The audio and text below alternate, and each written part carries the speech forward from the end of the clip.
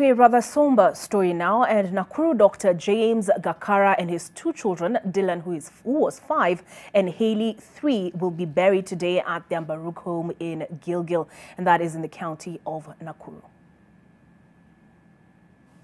All right, Ruth Sarmwe joins us now. Ruth, you say it's a somber mood. Have there been any speeches?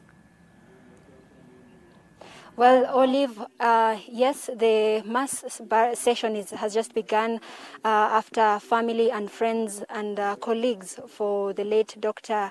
James Gakara paid their tribute.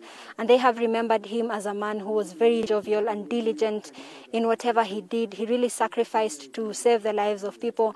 And even the leaders, including the area chief who was speaking, remember Dr. Gakara as a man who touched her life personally, because she says he was able to treat one of her sick patients one of those days. And unlike yesterday, when during the Requiem Mass at the Holy Trinity Church, where the wife was unable to read her tribute to her husband, today she was able to share her last story, because she described her family as one that really loved stories, and she read 2 stories, one for her 2 children, a story that they really loved, and one for her late husband.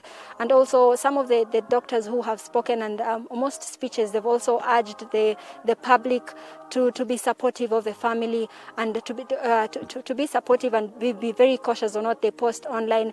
Remember, Dr. James Gakara was found unconscious in his house on the 18th of March at Milimani Apartments here in Nakuru town, and was admitted at the Nakuru Level 5 Hospital ICU unit, where he was receiving treatment before he succumbed on the 22nd of this month. His 2 children, however, died on the 18th of March at that house, Milimani Apartments, and their bodies were being preserved at the PNN morgue. So basically, we've just been following up on this burial ceremony, and they are really, Dr. Gakara has really been celebrated as a man who was giving his life to ensure the well-being of his patients. So we will we'll still follow up on this, and we'll update you on what will go on. Back to you, Olive.